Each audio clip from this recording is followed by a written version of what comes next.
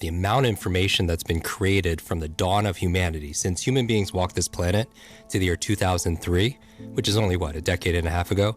That amount of information, how long does it take to create that nowadays? 2 days. The amount of information is doubling at dizzying speeds, but how we learn it, how we absorb it, focus, retain it, apply it, is pretty much flatline. And that growing gap creates something called anxiety. They call it information fatigue syndrome, because everything's a syndrome, right? Yeah. Higher blood pressure, compression of leisure time, more sleeplessness.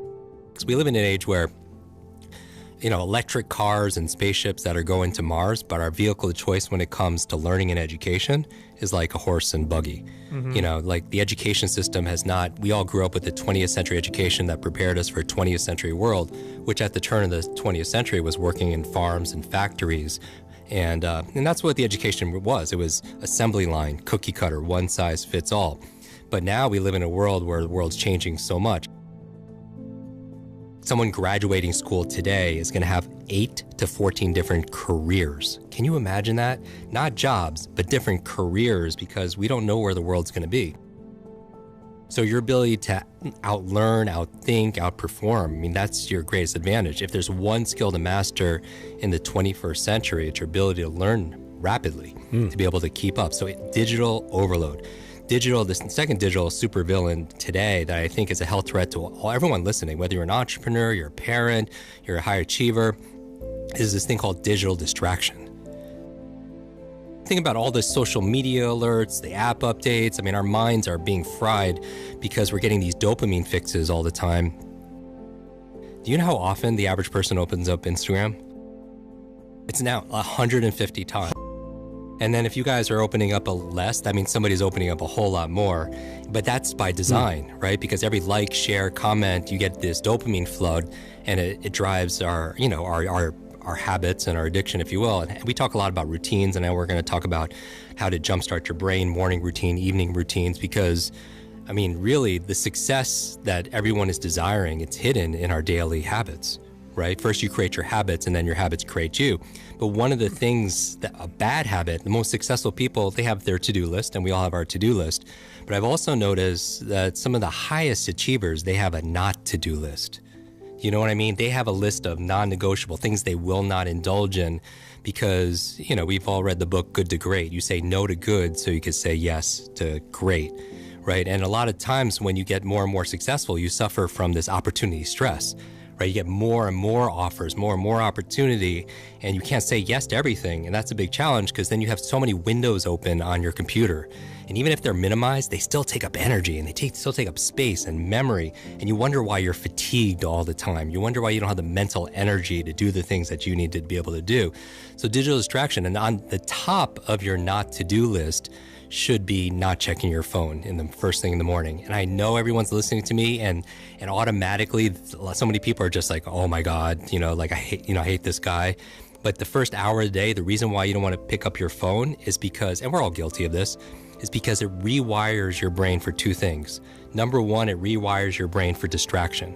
When you wake up first thing in the morning, you're in this relaxed, alpha, creative, very suggestible state, right? You just woke up. And so you have to be very careful and protect and stand guard to your mind from outside influences. Because number one, if the first thing you see on your phone, you're watching these cat videos and everything that's going on social media, you're getting these dopamine flood, which is building your distraction muscles. Because when it comes to focus is like there's a focus fitness, if you will, and you have focus muscles, but you also have distraction muscles. And a lot of people, their distraction muscles are way overdeveloped because of picking the phone up first thing in the morning. But the second reason, for a neurological reason why you don't want to pick up your phone the first hour of the day is because it also rewires your brain for reaction. It's training your brain to be reactive. And so, you go through your phone, you wake up in the morning, you pick up your phone, you get one text, one voicemail message, one email, and all of a sudden your day is shot. Like it puts you in a bad mood, and you carry that mood throughout your entire day. And that's a big challenge because if you're just fighting fires, then you're just on the defense. If you're just trying to fulfill everyone else's needs without going through like what's going to help me to win this day, to own this, this day, to be able to make it the best, then then you're reacting. And I have a friend, Brendan Burchard. He says, your inbox is nothing but a convenient organizational system for other people's agenda for your life. So you're training your brain to react, and you can never have an incredible day if you're just reacting to things, right? So for me, I wake up in the morning and when I just start journaling, and I write down 3 things I want to accomplish personally that day and 3 things I want to accomplish professionally. And it's different every single day, but I always begin with the end in mind. One of my favorite books of all time is this book called 7 Habits of Highly Effective People. And we've read this book. Some people are like, I have that book and it's sitting on my shelf. And it becomes shelf help, not self-help, right? Because nobody's actually like reading that book. Because so many people buy books. And I like to encourage people to read at least 1 book a week. Because the average person reads about 2, maybe 3 books a year. But what I love about reading, number 1, is the best exercise, for your mind. And, it's like reading is to your mind what exercise is to your body. It's an incredible workout. And but most people, they don't take the time to read. But the other reason I like to read is if somebody has decades of experience in leadership, negotiation, entrepreneurship, fitness, and they put it into a book, and you could sit down in a couple of days and read that book, you could download decades of experience into days. And that's a huge advantage, right? Because leaders are readers. When I'm writing what I need to accomplish, I'm writing put first things first. Put first things first. Meaning I believe that the most important thing is to keep the most important thing the most important thing. The most important thing is to keep the most important thing the most important thing. Because a lot of people have a fear of failure or fear of success. My fear has always been, I don't want to succeed at things that don't matter. It wasn't so much about failing, it's about getting really good at something that didn't make a difference. And Stephen Covey talks about it like you're really good at climbing the ladder of success only to get to the top and realize that it's leaning on the wrong wall. And so if you begin with the end in mind, so I'm thinking about, my friend Clay Bear has this phrase about champagne moments. In sports, it's very clear when you're popping that champagne, what has to happen, your criteria. And for me, I think about if I'm coming back at night and somebody asked me how my day was and I was like, I crushed it today. What had to happen working backwards in order for that to happen? And I think about 3 things professionally, 3 things personally. And so I write that down first thing in the morning, and then I don't check my phone until I get one of those checks done. Just at least one thing, and then I get some positive momentum, for example. But that's the reason you don't want to check your phone. It's training you to be distracted, and it's rewiring your brain to be reactive. And you can't be successful and fulfilled if you're just giving up the sovereignty, your power to something outside of yourself. The third digital, supervillain, if you will, when we're talking about, digital challenges is, so you have digital overload, digital distraction, is digital dementia.